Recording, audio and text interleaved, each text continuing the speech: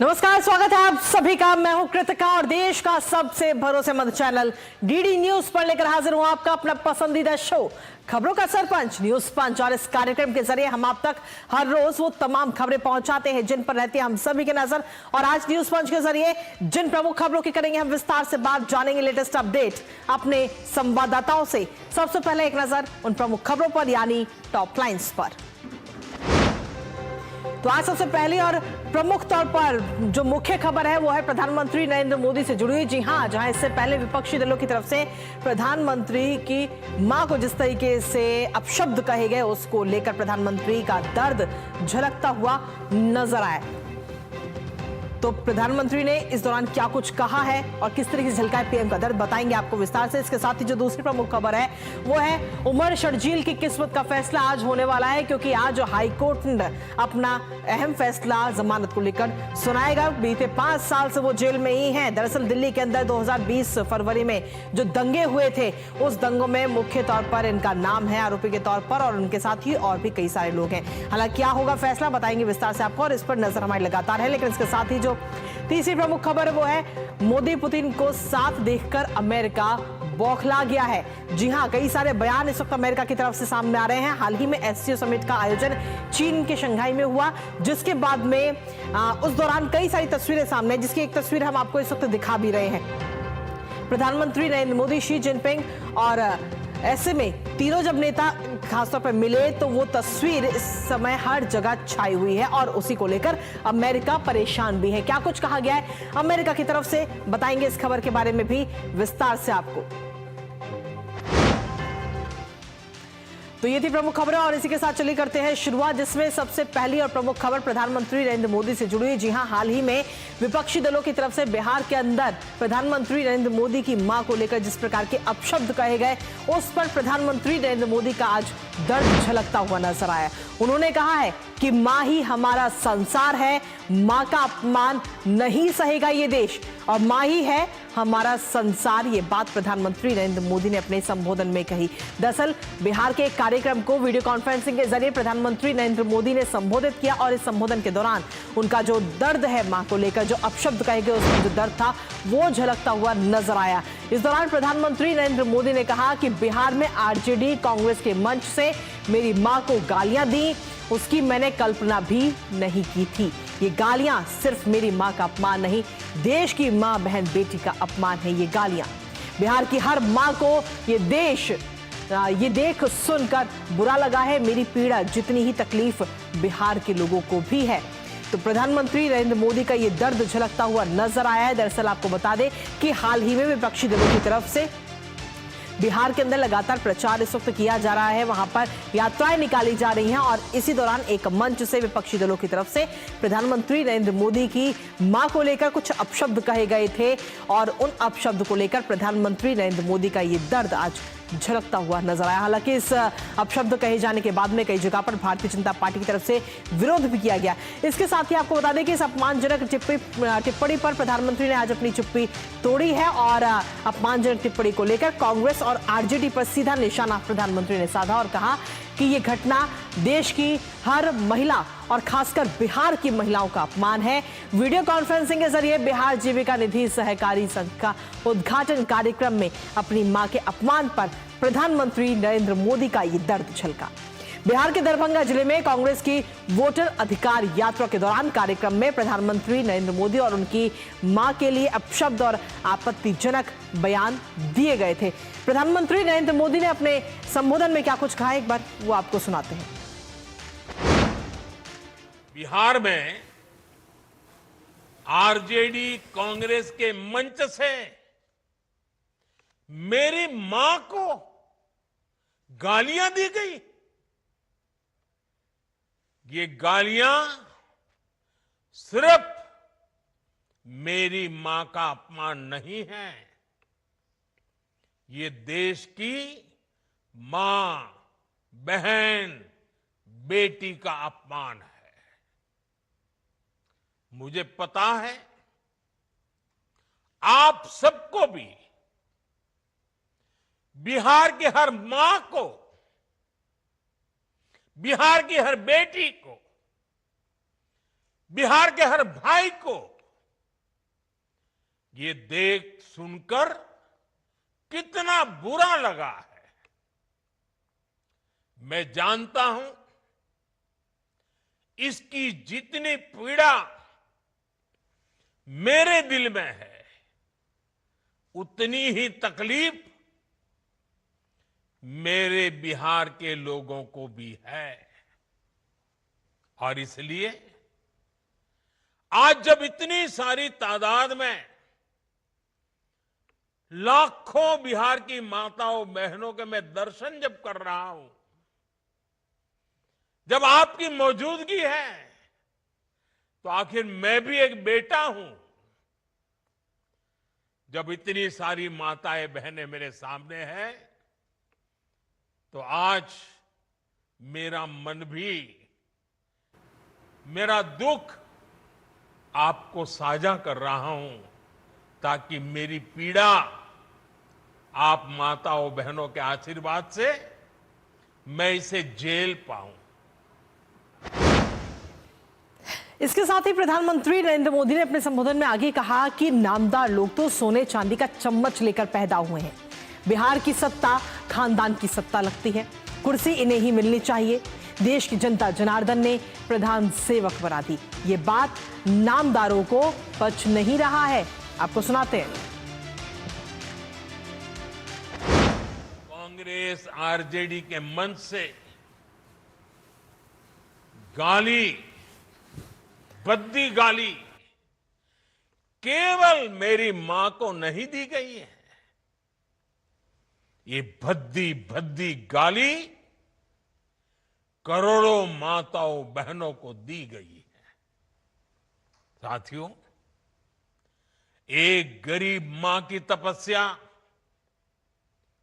उसके बेटे की पीड़ा, ये शाही खानदानों में पैदा हुए युवराज नहीं समझ सकते। ये नामदार लोग तो सोने चांदी का चम्मच लेकर पैदा हुए हैं। वो तो यही मानते हैं कि देश और बिहार की सत्ता इन्हें अपने खानदान की विरासत लगती है। इन्हें लगता है कुर्सी इन्हें ही मिलनी चाहिए। लेकिन आपने, देश की जनता जनार्दन ने एक गरीब मां के कामगार बेटे को आशीर्वाद देकर प्रधान सेवक बना दिया। ये बात नामदारों को पच नहीं रही है। तो ये कोई पहली बार नहीं है जब प्रधानमंत्री नरेंद्र मोदी के प्रति आपत्तिजनक टिप्पणियां की गई हो। इससे पहले भी कई सारी टिप्पणियां विपक्षी दलों की तरफ से की गई हैं। लेकिन हैरान करने वाली बात और शर्मनाक बात यह है कि प्रधानमंत्री तो छोड़िए, उनके साथ में अब उनकी मां पर भी आपत्तिजनक टिप्पणियां की गई हैं। और हम सभी जानते हैं कि मां के लिए हम क्या सोचते हैं, क्या समझते हैं और उनका स्थान हम अपनी नजरों में कितना ऊपर रखते हैं। लेकिन शायद इस बात को विपक्षी दल बिल्कुल नहीं समझते। और अभी तक वो बयान दिए हुए कई दिन गुजर चुके हैं, लेकिन अभी तक उस बयान के बाद में किसी प्रकार की कोई माफी भी नहीं मांगी गई है। और इसीलिए लगातार भारतीय जनता पार्टी की तरफ से विरोध भी किया जा रहा है। नजर इस खबर पर लगातार बनी रहेगी। लेकिन इसी के साथ न्यूज पंच में रुक कर लेते हैं हम अगली महत्वपूर्ण खबर का।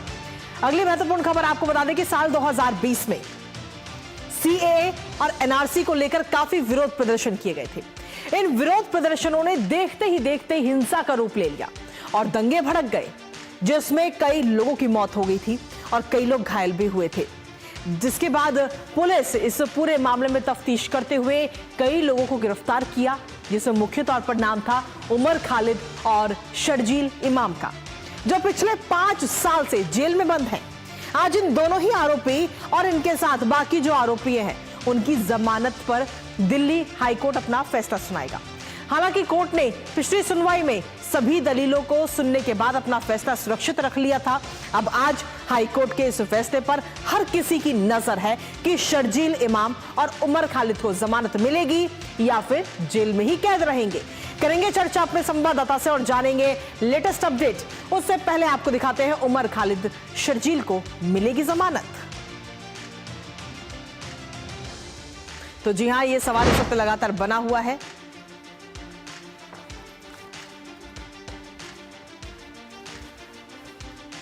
तो जिस तरीके से हम देखें तो हालांकि 9 तारीख को ये पूरा फैसला रख लिया गया था, लेकिन इससे पहले जब दलीलें दी गई तो सॉलिसिटर जनरल तुषार मेहता की तरफ से दलील दी गई कि लंबे समय तक जेल में रहना जमानत का आधार नहीं हो सकता है और लगातार उन्होंने विरोध किया है इस वक्त आरोपियों की जमानत का। सॉलिसिटर जनरल तुषार मेहता ने अदालत में यह तर्क दिया। उन्होंने कहा है कि अगर आप लंबे समय तक जेल में हैं तो इसका मतलब ये नहीं है कि आपको जमानत दी जानी चाहिए। वैश्विक स्तर पर भारत को बदनाम करने की साजिश की गई थी, ये बात भी तुषार मेहता की तरफ से इस दौरान कही गई है। लेकिन सीधे तौर पर अगर हम देखें तो फरवरी 2020 में सीएए और एनआरसी को लेकर के काफी विरोध प्रदर्शन हुए थे और पूरे देश में कई सारी तस्वीरें सामने आई थी। लेकिन दिल्ली में जब ये विरोध प्रदर्शन हो रहे थे तो उस दौरान इन विरोध प्रदर्शनों ने देखते ही देखते हिंसा का रूप ले लिया और इस दौरान कई लोगों की मौतें हो गई थी। बताया जाता है कि 50 से ज्यादा लोगों की मौत इस दौरान इस हिंसा की वजह से हुई थी और साथ ही इसके साथ ही अगर हम देखें तो कई सारे लोग इसमें घायल भी हुए थे।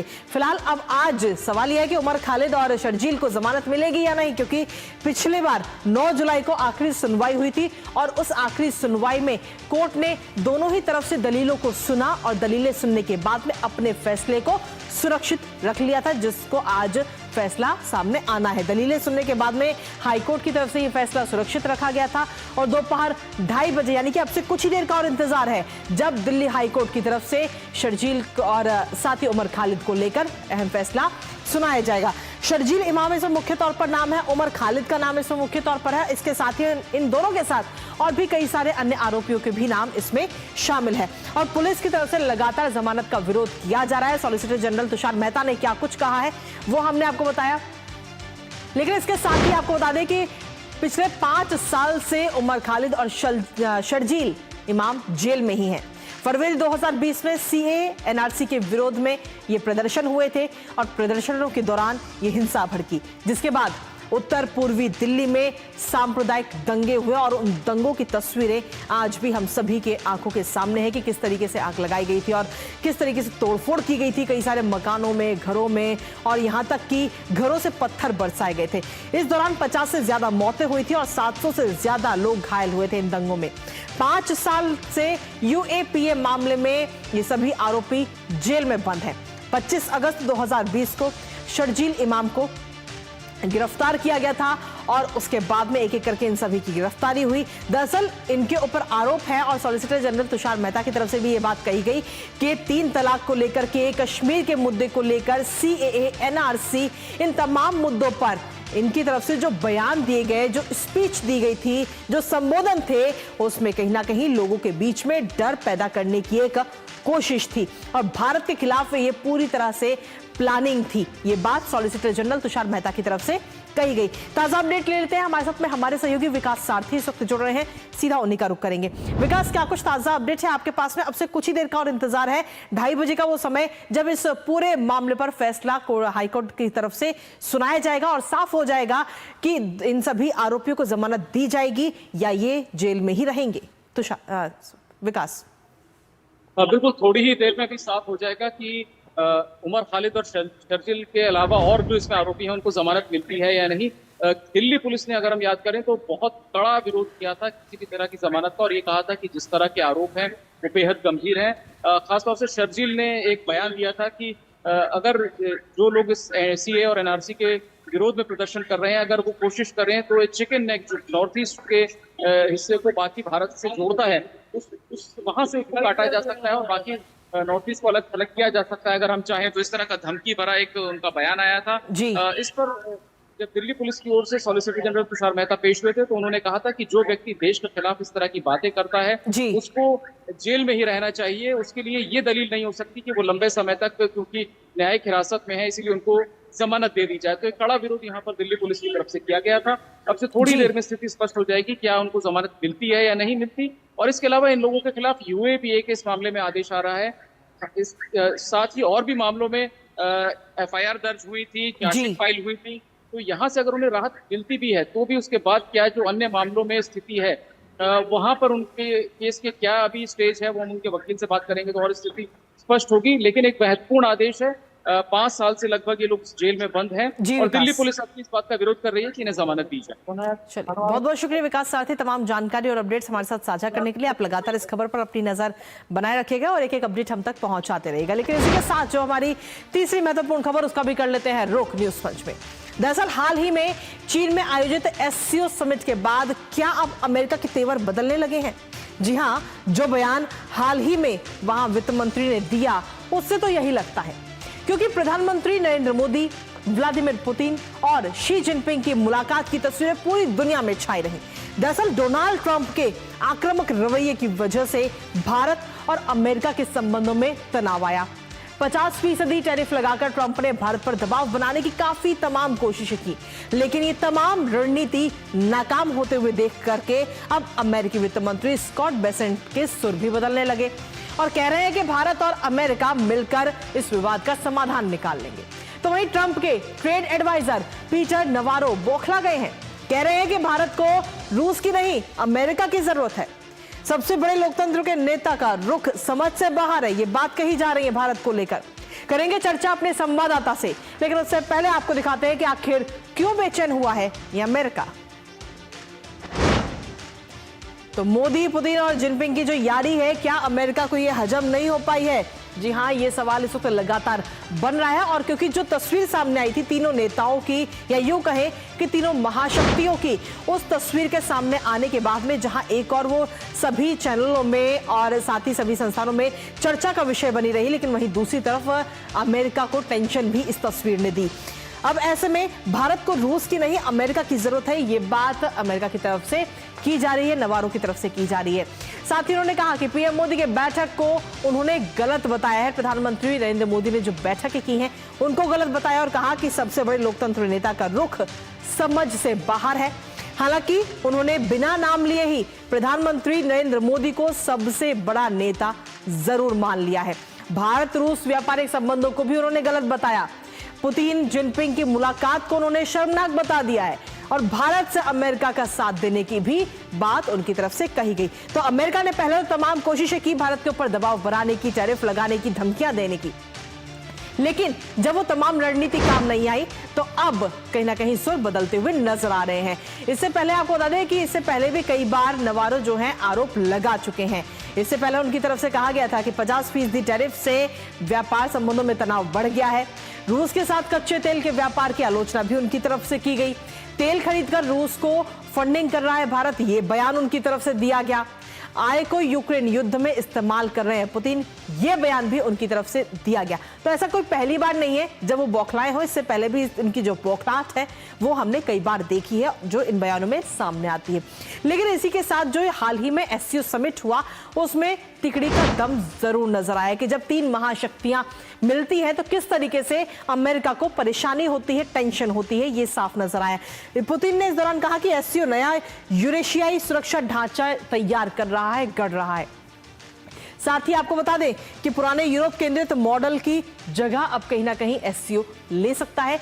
और इसके साथ ही शी जिनपिंग की तरफ से कहा गया कि निष्पक्षता से ही सभी मुद्दों का समाधान हो सकता है, ये बात शी जिनपिंग की तरफ से कही गई। हमारे साथ हमारे सहयोगी अखिलेश सुमन इस वक्त जुड़ गए हैं, सीधा उन्हीं का रुख करेंगे ताजा अपडेट के लिए। अखिलेश, जब ये तस्वीर सामने आई एससीओ समिट से, तीनों नेताओं की या यूं कहें कि तीनों महाशक्ति जब एकजुट हुई तो लाजमी था कि अमेरिका परेशान होगा और उसकी परेशानी, उसकी टेंशन, उसकी मुश्किल अब निकल कर भी सामने आ रही है। एक एक करके बयान भी दिए जा रहे हैं। कुछ नेता कहते हैं कि ये गलत है, एससीओ समिट में जो मुलाकात हुई वो गलत है, प्रधानमंत्री नरेंद्र मोदी को लेकर कहा गया कि वो समझ से परे हैं। तो वहीं कुछ नेता कह रहे हैं कि आपस में बैठ करके इसका हल निकाला जा सकता है। अखिलेश, देखिए, निश्चित तौर पे एससीओ समिट में जिस तरीके की तस्वीरें बाहर आई और जिस तरीके की बोनहोमी दिखी प्रधानमंत्री नरेंद्र मोदी और व्लादिमीर पुतिन के बीच में, और यहाँ तक कि प्रधानमंत्री और नरेंद्र मोदी और चीन के राष्ट्रपति शी जिनपिंग के बीच में, निश्चित तौर पे अमेरिका को इस बात की आशा नहीं थी। उन्हें लग रहा था कि प्रधानमंत्री नरेंद्र मोदी जो है वो थोड़े सकुचाएंगे, थोड़े से परेशान दिखेंगे, वो अमेरिका का जो दबाव बनाने की कोशिश कर रहा है उसके चलते वो थोड़ा अलग थलग दिखेंगे, लेकिन ऐसा हुआ नहीं। क्योंकि देखिए, जो डोनाल्ड ट्रंप के जो नए अधिकारी हैं वो भारत और अमेरिका के संबंधों के इतिहास से बहुत वाकिफ नहीं है, और वे भारत और रूस के संबंधों से भी बहुत वाकिफ नहीं है, और यहाँ तक कि भारत और चीन के बीच में भी जो है कई बार टकराव होता है, कई बार संबंध विकसित होते हैं। इन सारी चीज़ों से लगता है कि वो इतिहास से वाकिफ नहीं है, और इसीलिए इस तरह की बातें हो रही है। तो निश्चित तौर पर प्रधानमंत्री नरेंद्र मोदी ने जो एससीओ समिट में जिस तरीके की अपनी बातें कही, और उसके अलावा भारत जिस तरीके से अमेरिका के साथ लगातार ये कह रहा है कि बातचीत से हम इस मसले का हल निकालेंगे। इस बीच में है कि भारत की एक टीम जो है, सैनिक टीम अलास्का में पहुंच गई है सैन्य अभ्यास के लिए अमेरिका के साथ। तो अमेरिका के साथ जो संबंधों का एक जो हमारे आयाम है, वो आयाम लगातार चल रहा है। कल यूनाइटेड स्टेट्स ऑफ अमेरिका के दूतावास जो है दिल्ली में, उन्होंने भी एक भारत के प्रति कि भारत के साथ जिस तरह से संबंध है उसको हम लोग हाईलाइट कर रहे हैं, और इधर जो व्यापारिक प्रतिनिधि है वो लगातार एक बार्गेनिंग करने की कोशिश कर रहे हैं। तो लगता यह है कि अमेरिका एक कह रहे कि कैरोट एंड स्टिक की भूमिका अपनाने की कोशिश कर रहा है, लेकिन भारत की चूंकि एक सतत एक प्रक्रिया, राजनयिक प्रक्रिया है, उस राजनयिक प्रक्रिया के तहत जो मसले होंगे उनके मसलों का हल निकाला जाएगा, यही बात है। निश्चित तौर पे भारत को कोई आश्चर्य नहीं है अमेरिका के इस तरह के रिएक्शन से। अमेरिका को निश्चित तौर पे थोड़ा सा आश्चर्य है, उनके लिए शॉकिंग लग रहा है, लेकिन भारत इस मामले को बहुत ही सामान्य प्रक्रिया के रूप में लग रहा है, जो राजनयिक में होता है कि आप बातचीत करेंगे, मसले पर दोनों पक्ष अपनी बातें रखेंगे, एक बार नहीं, दो बार नहीं, 3 बार बातें होंगी, लेकिन बातचीत ही जो एकमात्र तरीका होता है आपसी मसलों को हल निकालने का, और भारत इसी का प्रयास कर रहा है। जी, इसके साथ ही अखिलेश, कहीं ना कहीं ये जरूर नजर आता है, क्योंकि डोनाल्ड ट्रंप का ऐसा पहली बार नहीं, या सिर्फ भारत के साथ उनका रवैया ऐसा नहीं है कि वो धमकी दे रहे हो, बाकी अन्य जो तमाम देश हैं उन पर भी वो कई बार टैरिफ की धमकी वो दे चुके हैं, टैरिफ लगा चुके हैं, फिर वो यू टर्न ले लेते हैं, फिर किसी दूसरे देश पर टैरिफ लगाते हैं, फिर वो यू टर्न ले लेते हैं। यानी कि डोनाल्ड ट्रंप की अगर हम देखें तो ये रवैया ही उनका रहा है, और अब भारत के ऊपर भी दबाव बनाने की कोशिश उनकी तरफ से की गई, लेकिन प्रधानमंत्री नरेंद्र मोदी की तरफ से ये बात पहले ही साफ की जा चुकी है कि अब आज का भारत ये वो भारत नहीं है जो झुक जाता था। आज का भारत बिल्कुल भी झुकेगा नहीं, और अपनी लड़ाई खुद लड़ना भारत जानता है। देखिए, निश्चित तौर पे डोनाल्ड ट्रंप लगातार वो एक बार्गेनिंग चिप फेंकते हैं, देखते हैं कि सामने वाला किस तरीके से उसको कैरी करता है, और उसके बाद वो फिर पीछे हटते हैं अगर उधर से दबाव आता है। भारत के साथ भी वो कर रहे हैं, लगातार ऐसा कर रहे हैं, लेकिन ऐसा नहीं है। भारत उनके दबाव में दुनिया के अन्य देशों के साथ जो हमारे पुराने संबंध हैं, उन संबंधों को भारत ताक पर नहीं रख सकता। रूस के साथ जो संबंध है, और रूस के साथ संबंध हमारा आज से नहीं है, हमारा आज़ादी के समय से ही रूस के साथ संबंध है, और रूस के साथ संबंधों को हम ताक पे रख कोई नई पहल लेंगे, ऐसा नहीं है। रूस एक विश्वसनीय सहयोगी रहा है लगातार, और प्रधानमंत्री नरेंद्र मोदी ने भी कहा एससीओ समिट के समय जो पुतिन से बातचीत हुई उसमें कहा कि रूस और भारत के संबंध है, हमेशा हमने एक दूसरे का साथ दिया है संकट की घड़ी में, तो वो आज भी बरकरार है। और डोनाल्ड ट्रंप को अब तय करना है कि इस वर्ल्ड ऑर्डर को वो चेंज करने की कोशिश कर रहे हैं, एक यूनिपोलर वर्ल्ड बनाने की कोशिश कर रहे हैं, लेकिन भारत हो या अन्य कई देश हो, मल्टीपोलरिटी की तरफ लगातार जा रही है दुनिया। इस बात को समझना चाहिए डोनाल्ड ट्रंप को कि आज दुनिया वो एक ध्रुवीय बनने की स्थिति में नहीं है, सबको एक दूसरे से लेना है, सबको एक दूसरे को देना है, और इसी तरीके से दुनिया आगे चलेगी। उसमें उतार चढ़ाव होंगे, लेकिन निश्चित तौर पे लेन देन का जो ये पूरा जो संबंध है वो संबंध बरकरार रहेगा, इसी पर दुनिया आगे बढ़ेगी। चलिए, बहुत बहुत शुक्रिया अखिलेश, तमाम जानकारी और अपडेट्स हमारे साथ साझा करने के लिए, इस खबर से जुड़े हुए। और इसी के साथ फिलहाल न्यूज पंच मुझे और हमारी पूरी टीम को दीजिए अनुमति इस वादे के साथ कि कल सुबह 10:30 बजे फिर होगी आपसे मुलाकात कुछ और महत्वपूर्ण खबरों के साथ। तब तक के लिए नमस्कार।